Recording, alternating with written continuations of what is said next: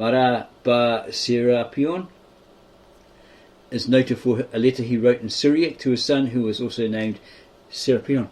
The letter refers to the unjust treatment of 3 wise men, the murder of Socrates, the burning of Pythagoras, and the execution of the wise king of the Jews. Mara is believed to have been a monotheistic pagan.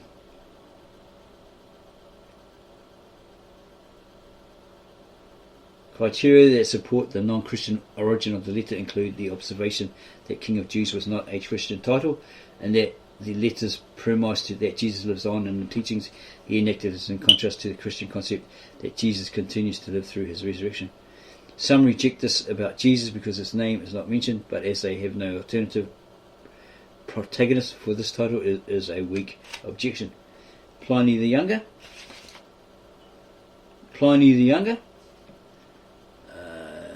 possibly the son of Pliny the Elder, the Roman governor of Bithynia et Pontus, wrote a letter to Emperor Trajan around 1112 AD and asked for counsel on dealing with Christians. He remarks on how they sing responsively a hymn to Christ as to God, to a God. This is further affirmation that Jesus was regarded as God. The objection here is that Christ is a title and so could be referring to someone else. David was also a Christ. In the Bible we do have a history of this with Saul, David and Solomon, all at one point or another being referred to as Christ, due to its meaning the Lord's anointed, or the anointed, right? But they were anointed with oil. Christ was anointed by God. Okay, and then later on, ointment was placed on his feet, and the woman cried, tears to wash his dirty feet, and wiped it with her hair, dried them with her hair. Additionally, they point out that Pliny's letter never refers to Jesus' actual life, therefore he could simply be mythological. It is correct that this account doesn't give any account of Jesus actually living, by the claim that it's talking about another Christ falls down when put in context with the rest of the letter. It is correct that this account doesn't give any account of Jesus actually living, but the claim that it is talking about another Christ falls down when put in context with the rest of the letter. We know of no other religious group who worship a Christ and call themselves Christians. Equally important is that there were very few religious groups back then who would have refused to give sacrifice to the emperor. We know that Christians would refuse to do so, and this on top of the other evidence leaves very little doubt that they are referring to actual Christians who follow Jesus Christ. Conclusion. Outside of the biblical text, there are several contemporary sources that confirm the following. Outside of the biblical text, there are several contemporary sources that confirm the following. This about Jesus' life, that doesn't make sense. Out of the biblical text, there are several contemporary sources that confirm the following about Jesus' life. That Jesus was a good-natured and virtuous man. He was a teacher who amassed a large following. He was a man who performed supernatural feats. His disciples claimed he had risen from the grave, or from the dead, resurrected. He was believed to be the Messiah and a God. The fact that we have multiple sources referring to a historical Jesus that lines up with the gospel leaves little doubt that Jesus actually existed. Objections to the sources fall down because they take things out of context and dismiss content out of hand without proper research. But without the remains, the bones, etc., a grave with the bones in it and all that sort of stuff, it's still not really evidence. Okay? It's historical, biblical, however you want to put it, but it's not archaeological evidence, physical evidence, i.e. his remains, his bones, identified as his bones, etc., etc. Right? People can argue that, but it's basically fact. Is there any evidence? Okay, maybe to go back up here. Thought that was a ad for dating or something that popped up and we didn't know about, but we've got pop-up blockers, so no doubt we're just at the bottom of the page, right? Okay, cold case with Christianity. Is there any evidence for Jesus outside the Bible? Okay, here it is, a reliable gospel statement about the reliable gospel eyewitnesses accounts aren't the only ancient description of Jesus. There are also non-Christian descriptions of Jesus from the late 1st to 5th century. What do the non-biblical accounts say about Jesus, and how are we to assess them? It's been this person's experience, this writer of this blog or this website, that two people can examine the same event or even the same historical character and disagree about what they have seen. Many years ago, President John F. Kennedy was assassinated in Dallas, and the entire event was captured on videotape. There were hundreds of eyewitnesses. The tapes were watched over and over again, yet in the midst of such a robust eyewitness record, people still argue to this day about what they saw and what actually happened. Was it a lone shooter or an elaborate conspiracy? Something very similar occurred when the World Trade Center was attacked by terrorists. Most of us either saw the attack live on television or watched the video for months afterwards. But the event is still interpreted in a variety of ways. Was this the act of international terrorists or an elaborate governmental conspiracy? Two well-documented historical events with a rich set of evidences. In spite of this, both events have been interpreted in a variety of ways. It shouldn't surprise us then to find the historical records of Jesus Christ might also experience the same type of scrutiny and diverse interpretation.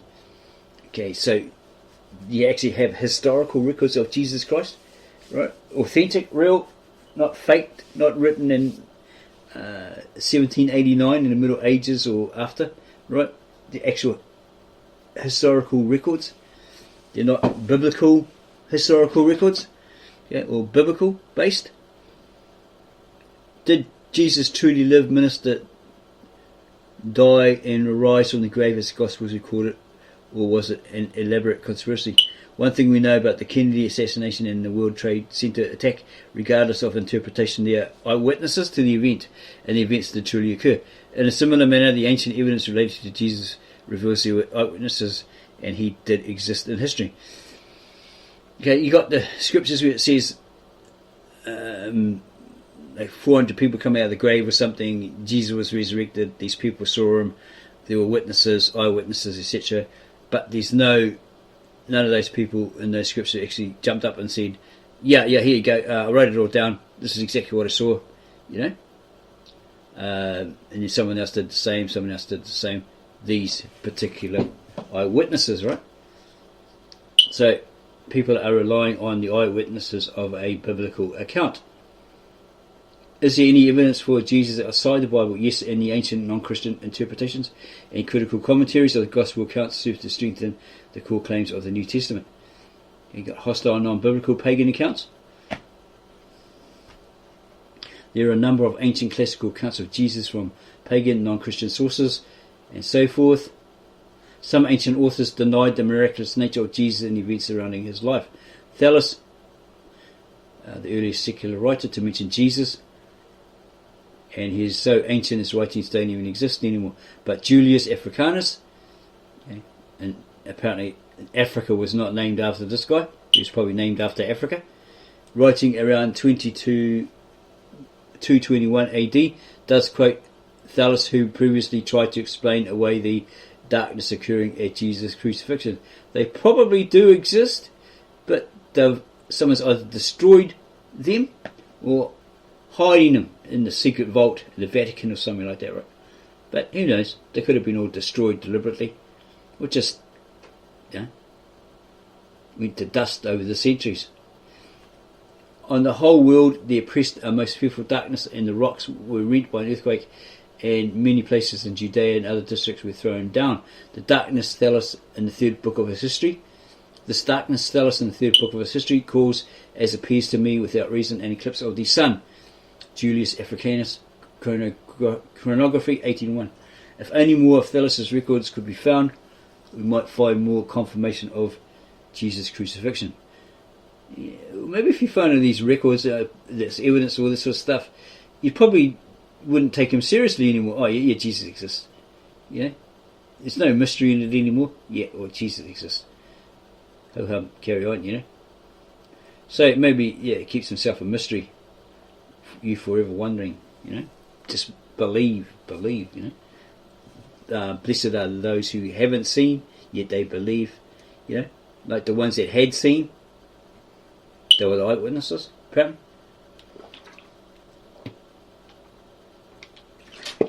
Yeah, blessed is he that hasn't seen but believes, etc., etc. Tacitus, 56 to 120 AD. He was known for his analysis and examination of historical documents and is among the most trusted of ancient historians. Probably more trustworthy than Herodotus. He was a senator under Emperor Vespasian and was also proconsul of Asia. In his Annals of 116 AD, he describes Emperor Nero's response to the Great Fire in Rome and Nero's claim that the Christians were to blame. Well, he did it, and he blamed the Christians, didn't he? Scapegoat. Consequently, to get rid of the report, Nero fastened the guilt and inflicted the most exquisite tortures on a class hated for their abominations called Christians by the populace. Christus, from whom the name had its origin, came from the Greek, it was a Roman Greek loanword, suffered the extreme penalty during the reign of Tiberius. Yeah? Christians. Yeah? Slaves to that Christ. From which the name had its origin, suffered the extreme penalty during the reign of Tiberius. Yeah, real cruel bugger. At the hands of one of our procurators, Pontius Pilatus, and a most mischievous superstition, thus checked for the moment, again broke out not only in Judea, the first source of the evil, but even in Rome, where all things hideous and shameful from every part of the world find their centre and become popular. Yeah, whatever you could think of that was sick, depravity, all that sort of stuff, yeah, it'd be going on there. In this account, Tacitus confirms several historical elements of the biblical narrative. Jesus lived in Judea, was crucified under Pontius Pilate, and had followers who were persecuted for their faith in Christ. Then there's Mara bar Serapion, Phlegon, in a manner similar to Thallus. Julius Africanus also mentions a historian named Phlegon who wrote a chronicle of history around 140 AD. In this history, Phlegon also mentions the darkness surrounding the crucifixion in an effort to explain it. Phlegon records that at the time of Tiberius Caesar, at full moon, there was a full eclipse of the sun from the 6th hour to the 9th hour. Africanus Chronography, 1801. Phlegon is also mentioned by Origen, an early church theologian and scholar born in Alexandria. Keep note that this Origen is probably a Roman Catholic church father. Okay, do more personal research on him yourself. Okay, Phlegon, in the 13th or 14th book, I think, of his chronicles, not only ascribed to Jesus a knowledge of future events, but also testified that the result corresponded to his predictions. Origen against Celsus, book 2, chapter 14. And with regard to the eclipse in the time of Tiberius Caesar, in whose reign Jesus appears to have been crucified, yeah, okay, we can bring you a video on the book of Revelations, the Galilean Aramaic translated into English, that actually states that, right, that in the rule of Tiberius, that's when Jesus was doing his ministry, okay, there appeared an Antichrist. It confirms an Antichrist. Maybe Paul or someone like that, or even himself says, you know, the Antichrist is coming. In fact, he's already here. And it refers to Tiberius, because he was, yeah, I feel, see, okay, it's kind of adulty, really adulty. What was it called? It's about Caligula. Yeah, actually, it was called Caligula. Bob Guccione film, and it was like really graphic. And this Tiberius had something wrong with his face, maybe caught syphilis or something like that. It was like it was Peter. Who's it? He did that Lawrence of Arabia, and he was on that Troy movie with pretty boy Brad Pitt and the other guy, where he killed that guy Hector. Peter O'Toole, is it? Yeah. Well, apparently this emperor in his day was called the Ugly Emperor because he had something on his face, something wrong with his face. But people whisper it behind his back or that sort of stuff. Too chicken to say it to his face, right? But apparently he stepped down for a while and he came back to be the emperor or something like that. Someone already else had replaced him with all this other sort of stuff. But yeah, he's mentioned in the book of Revelations. This is the Galilean Aramaic in the footnotes, that in the reign of Tiberius, right? Well, you could probably see it in the American Eyes Bible the Americanized English Bible versions, in the reign of Tiberius, etc., etc. This King of the Jews, or Christ, was born. Okay, so that's a little history of that particular emperor. But Tacitus, pretty sure he talks about Vespasian in the beginning of his annals, that this guy was really cruel, really, really, really savage bugger, right? He was worse than Hitler, right? And apparently Nero, who was a sicko as well, he was so disgusted by what went on, he had to turn his head and not look, right? Yeah, it was so horrible, he was so shocked by it that he had to turn his head and look the other way. Okay, so here's all this information here. It's got Pliny the Younger, Suetonius,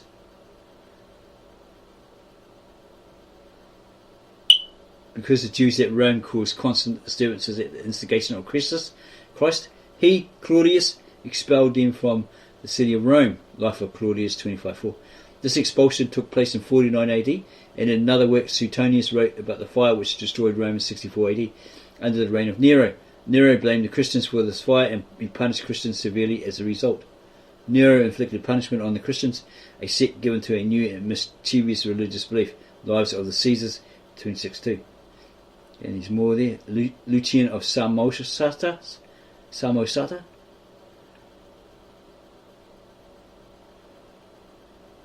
Yeah, there's information there. Celsus, the last hostile non-Christian account. Again, he's antagonist to the claims of the Gospels, but in his criticism he unknowingly affirmed and reinforced the biblical authors and their content. His writing is extensive, and he alludes to 80 different biblical quotes, confirming their early appearances in history. In addition, he admits the miracles of Jesus were generally believed in the early 2nd century. Yeah. Jesus had come from a village in Judea and was the son of a poor Jewess, i.e. Miriam or Mary, who gained her living by the work of her own hands. His mother had been turned out of doors by her husband, who was a carpenter by trade, on being convicted of adultery with a soldier named Panthera, I-32. This is what this guy is saying, right? Being thus driven away from her husband and wandering about in disgrace, she gave birth to Jesus, a bastard. Jesus, on account of his poverty, was hired out to go to Egypt. While there he acquired certain magical powers which Egyptians pride themselves on possessing. He returned home highly elated at possessing these powers, and on the strength of them gave himself out to be God. Okay, that's this guy's claim, right? Okay, he could have had a confusion with Serapis Christus, who apparently had these healing powers, was considered a god, but a neglectful god by Tacitus, who, he was neglectful to his duties as a god. All this sort of stuff. Celsus admits Jesus was reportedly born of a virgin, but then argues this could supernatural. Celsus admits Jesus was reportedly born of a virgin, but then argues this could be a supernatural account. Because it's not making sense. And could not be possible, or this account could not be possible, and offers the idea Jesus was the illegitimate son of a man named Panthera, a Roman centurion or something like that. An idea borrowed from Jews who opposed Jesus. There you go. Borrowed from Jews who opposed Jesus at the time. This is what the Celsus is stating. But in writing this account, Celsus does confirm several important claims. Jesus had an earthly father who was a carpenter, possessed unusual magical powers, and claimed to be God. Okay, so there you go, fans.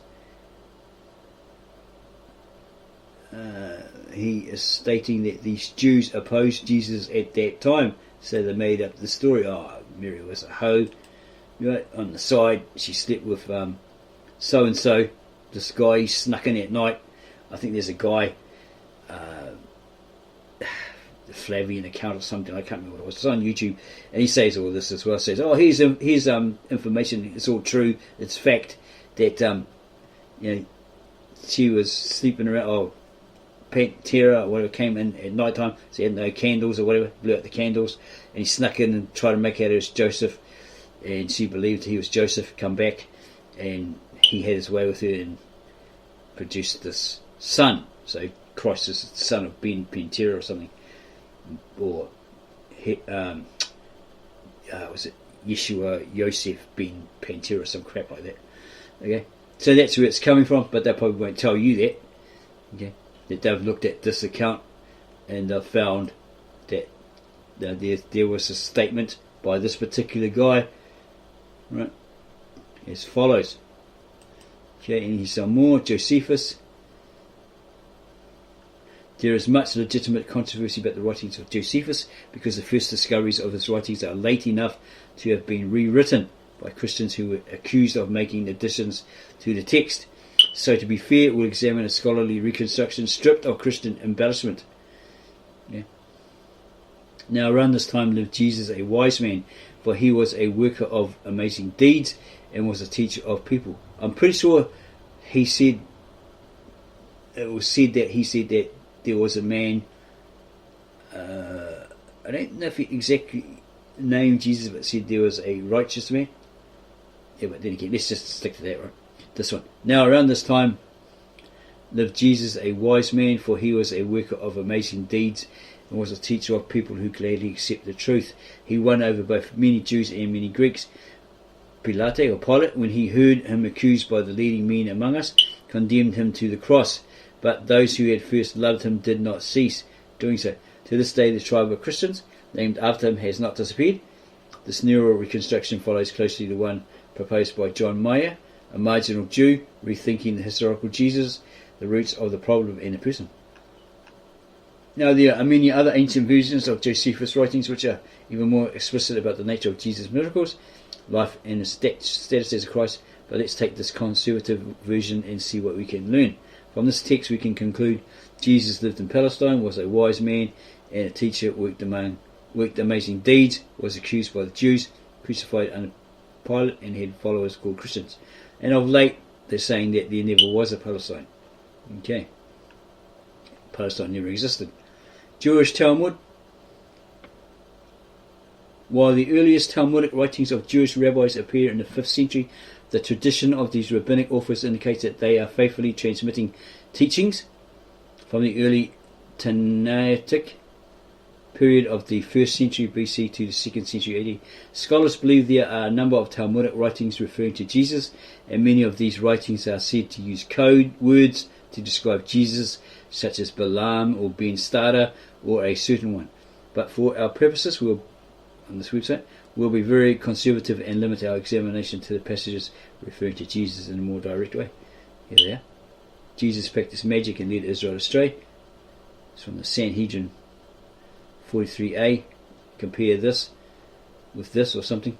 Rabbi Hista, died 309, said that Rabbi Jeremiah bar Abba, it'll be Jeremiah, son of the father, I suppose, said, what is that which is written?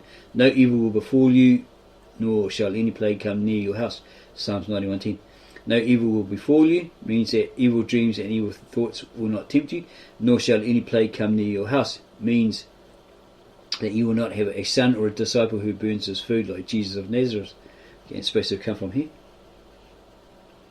Sanhedrin 103. Our rabbis have taught that Jesus had 5 disciples: Matthias, Nikai, Neza, Buni and Toda.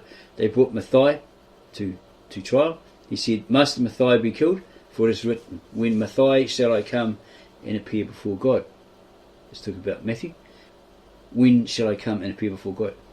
Psalms 92:2. They said to him, "Yes, Matthias must be killed, for it is written, when Matthias he dies, his name will perish." Psalms 41:5. They brought Nikai. He said to them, "Must Nikai be killed? For it is written, the innocent Naki, and the righteous will not slay." Exodus 23:7. They said to him, "Yes, Nikai must be killed, for it is written, in secret places he slays the innocent Naki." Psalms 10:8. Sanhedrin 43a. The passage continues in a similar way for Neza, Buni and Torah. And this perhaps is the most famous of Talmudic passages about Jesus. It was taught on the day before the Passover. They hanged Jesus. A herald went before him for 40 days, proclaiming he will be stoned because he practiced magic and enticed Israel to go astray. Let anyone who knows anything in his favour come forward and plead for him. But nothing was found in his favour, and they hanged him on the day before the Passover. Sanhedrin 43a. From just these passages mentioning Jesus' name, we can conclude the following. Jesus had magical powers, led the Jews away from their beliefs, had disciples who were martyred for their faith, one of them who was named Matthew, and was executed on the day before the Passover. Okay, and he's a Toledot Yeshu, 1000 AD. Okay, it's a medieval Jewish retelling of the life of Jesus. It is completely anti-Christian, to be sure. There are many versions of these retellings, and as part of the transmitted oral and written tradition of the Jews, we can presume their original place in antiquity, dating back to the time of Jesus' first appearance as an influential leader who was drawing Jews away from the faith in the law, the Mosaic law. The Toledot Yeshu contains a determined effort to explain away the miracles of Jesus and to deny the virgin birth.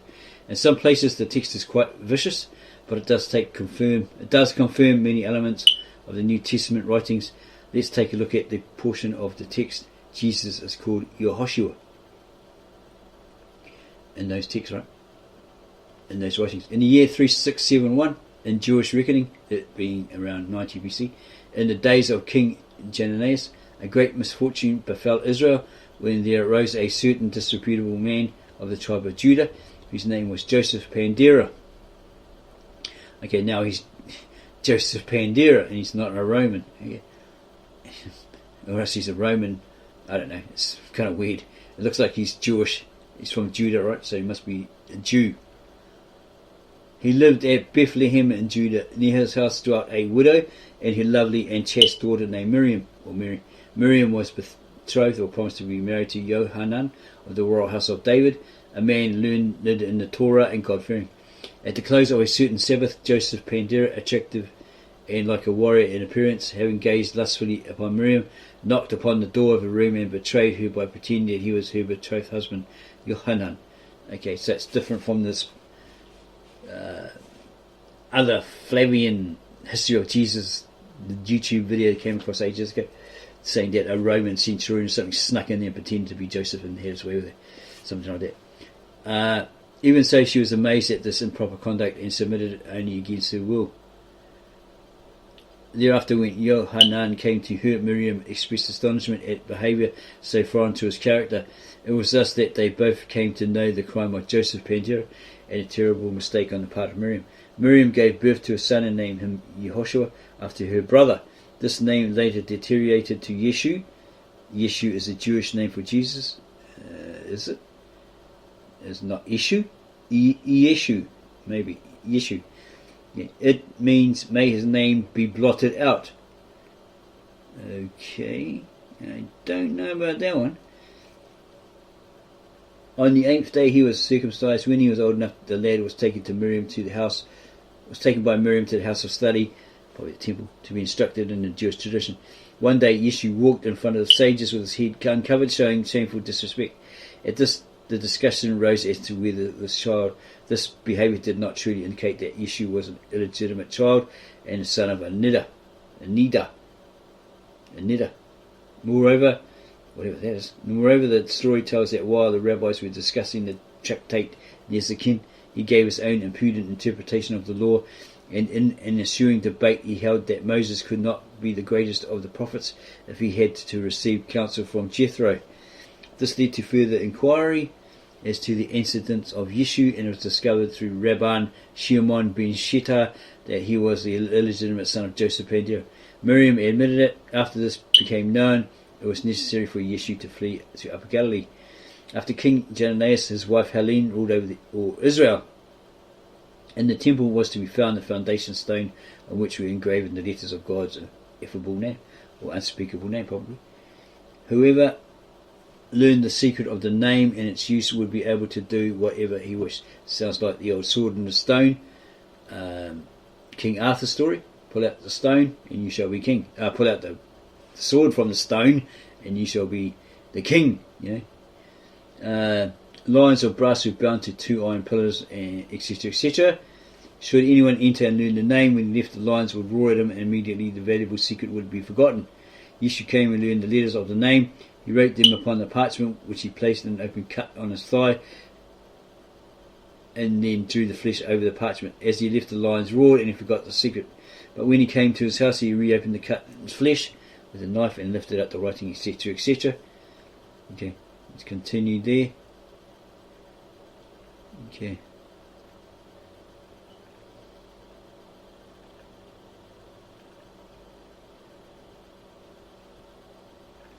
There's plenty of information there.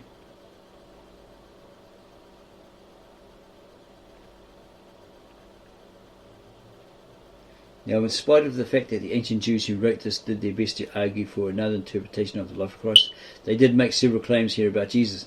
This passage, along with several others from the Toledot tradition, confirm Jesus' claim to be the Messiah, healed the lame, said Isaiah foretold of his life, was worshipped as God, arrested by the Jews, beaten with rods, given vinegar to drink, wore a crown of thorns, rode into Jerusalem on a donkey, was betrayed by a man named Judas Iscariote, and had followers who claimed he was resurrected and ascended, leaving an empty tomb. This doesn't verify then, or ever verify, that he was Japanese, just because it sounds very Japanesey, right? Iscariote sounds like a samurai.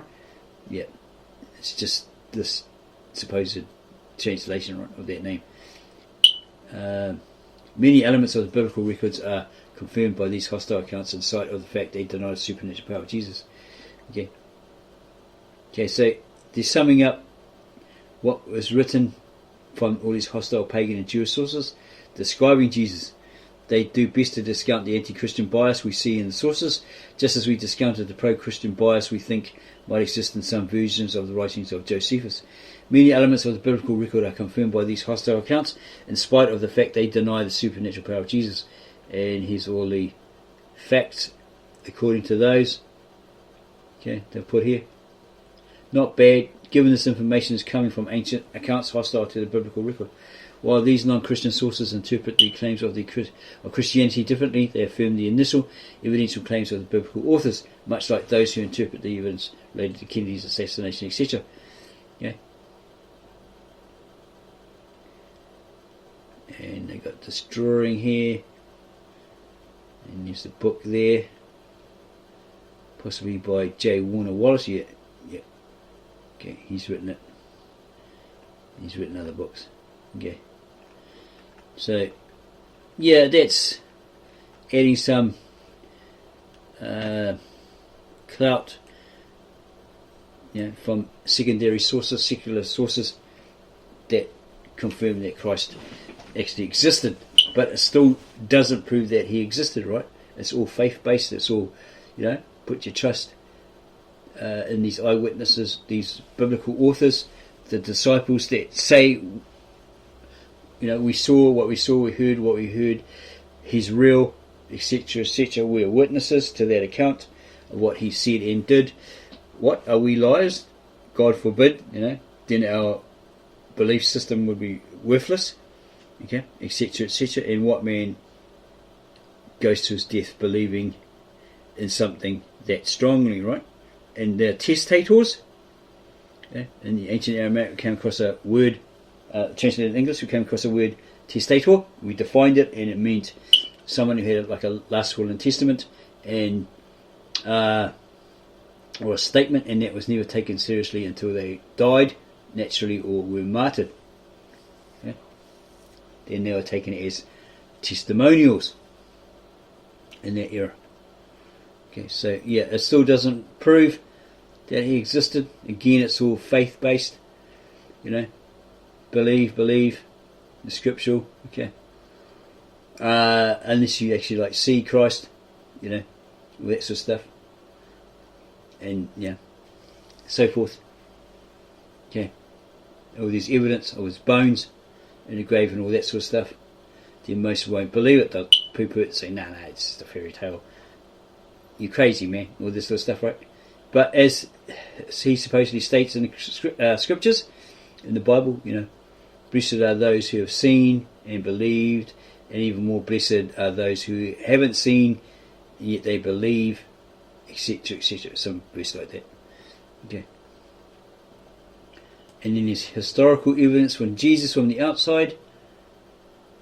There is much skepticism from non-believers who think that Jesus Christ is merely a mythical figure who never existed, but some of the best evidence for his existence comes from sources from outside the Bible who are hostile to Christians, making the case that Jesus was a real person. I think we just covered this book here, Cold Case Christianity, on our last rant. Yeah, J. Warner Wallace. Okay. Summary of the account of historical writers, all listed there. Okay. Coming up, man of sin and lawlessness, the Antichrist. It's the Antichrist. He's totally against, and he's like the devious one. Pretends to be Christ. Does similar things to Christ, but it's proven that he isn't Christ, right? Okay, so that's good reading there. And back at this book, we can continue that. Okay, we wandered away from it because there's a lot of information in it. Assyrian traditions, visit of the Magi, the three wise men, right, who are from the east. The story of King Abgar, we can cover that in the second portion of this, if you'd like that. A letter that he wrote to Jesus after he heard that he can heal through miracles, all that sort of stuff, because he apparently had a son that was very sick, and he wanted him to be healed. So somehow he got a letter to Jesus, who read it, and he says, I can't come at the moment, bro, because I'm too busy. I'm about my Father's work, this is going to happen, and all this sort of stuff is prophesied, so sorry about that. So what I do is I send one of my disciples to you, and he'll heal your son, and all this sort of stuff, right? And then they reckon, some say there was that letter, and some say, no, it's all a load of rubbish, or it's been lost to history or time or whatever, all that sort of stuff. So it mentions it here. He was Abgar the Black, possibly from Edessa, king of Edessa, and supposedly he had the face cloth of Christ when he was put in the tomb, and it disappeared. Somebody stole it, probably ended up maybe when the Romans invaded that area, and ended up in Turin, Italy, became that shot of Turin. Or maybe that was a total fake or a joke that what's his name, Leonardo da Vinci created, because he really disliked the Roman Catholic Church. Go do your personal history on that, personal research on that, confirm that, right, through doing that. That's what happened. Okay, here's the letter, apparently. The Doctrine of Adai then quotes the letter of Abgar, which reads as follows. Okay, so is that in the original manuscript? Not one of those pseudo-apocrypha Gnostic book, Jesus replied to Abgar, Hannah's portrait of Christ, whoever she was. St. Thomas, information on him, founder of that original Apostolic Church of the East. These hymns, some hymns.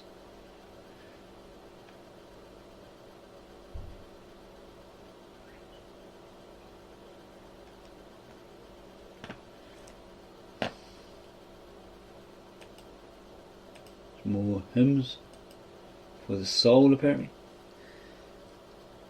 and so forth. The evangelization of the Assyrians. The Assyrian Church claims to be the first organized Christian community in the world. Apostolic customs and traditions are still preserved. Its liturgical books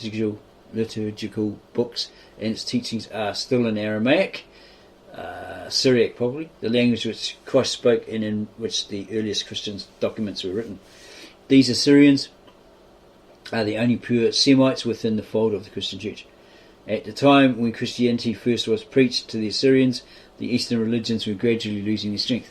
Seeds of Western culture had been sown during the Greek and Roman conquest, and results were apparent in many countries which had come within the sphere of these influences. The mystic cults of the East were losing their hold on the intellectual and higher classes. Free thinking resulted from the study of Greek philosophy and logic. Changes of front in the old faith were frequent in eastern countries. Zoroastrianism was weakening and merging into a new form of faith, later known as Mithraism, which supposedly was adopted by the Roman Catholic Church, one of many. This religion of Mithra was one of the most refined of the eastern cults and ethically close to Christianity. Mithraism was the religion of the army, possibly the Romans army, and so did not appeal to the hearts of the masses, who were rapidly becoming enslaved by the power of Rome and Oriental monarchs or kings, emperors. Mithra, the divinity of this sect, was supposed to have been born from a rock. Its doctrines and dogmas are extremely magical and allegorical in form and content. Most Eastern cults at the time of the advent of Christianity literally had become corrupted and reduced to mockery because of the practice of magic and priestly witchcraft. Religion was largely in the hands of soothsayers and fortune tellers who preyed on the credulity of the public in the names of gods and demons. Okay, might have been all about money, right? Getting a coin.